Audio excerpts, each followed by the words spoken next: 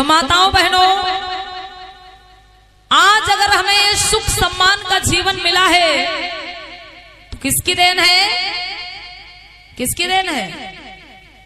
किसकी देन है? बाबा साहब की देन है। तो इसलिए कहना है हम सभी को बाबा साहब के सम्मान में कि हे बाबा साहब, आप इस धरती पे आए और हम बहुजनों के लिए बड़े कष्ट सहे, बड़े दुख झेले। कैसे भैया? सुनिएगा कि तुमने किया भीम बाबा, क्या किया बाबा साहब ने हम सबके लिए भैया? कि तुमने किया भीम बाबा, हो दुख दूर सब मेरा है। तुमने किया भीम बाबा, दुख दूर सब मेरा है।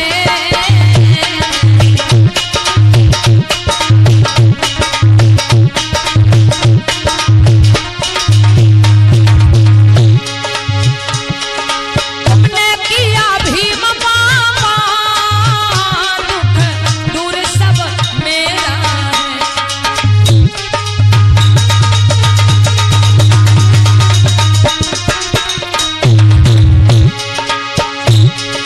तुमने किया भीम बाबा, दुख दूर सब मेरा है।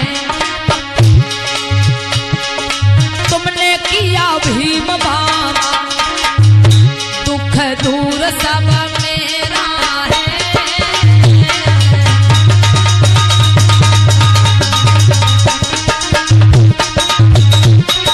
क्या हो भैया?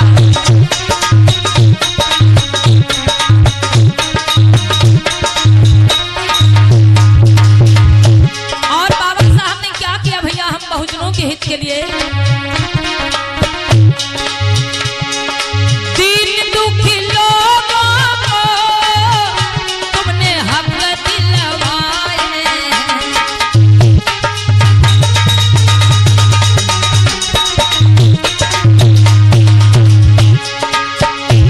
हो दीन दुखी लोगों को तुमने हक दिलवाए हैं।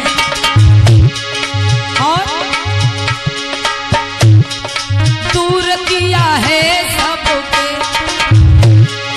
दूर किया है सबके जीवन का अंधेरा है।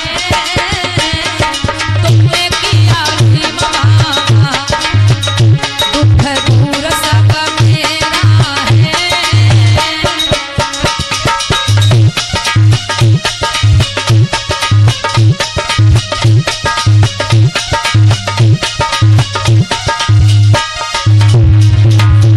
और इस गीत के लेखक हमारे पूज्य गुरु कवि आर.एल. भट्ट जी हैं। और आप लोग हमारी आवाज को सुन रहे हैं आर स्टूडियो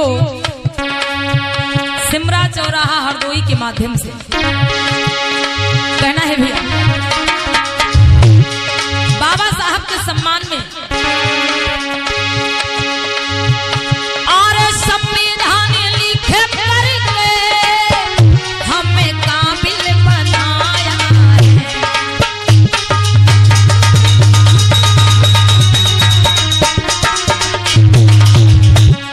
बाबा साहब ने क्या किया? भारत का संविधान लिख करके हम लोगों को मान सम्मान का जीवन दिया और इंसानों के तरीके से जीवन जीने का हक अधिकार दिया। नहीं तो उसके पहले जब मनुवादी व्यवस्था हमारे देश में कायम थी, हमारे लोग जीवन तो जीते थे लेकिन पशुओं से बदतर जीवन था। लेकिन आज अगर हमें इंसान बनकर आगे बढ़ने का मौका दिया है, आकाश की ऊंचाइयों को छूने का अवसर दिया है, तो परम पूज्य बोधिसत्व बाबा साहब भीमराव अंबेडकर। लेकिन लोग बाबा साहब के एहसानों को भूल गए।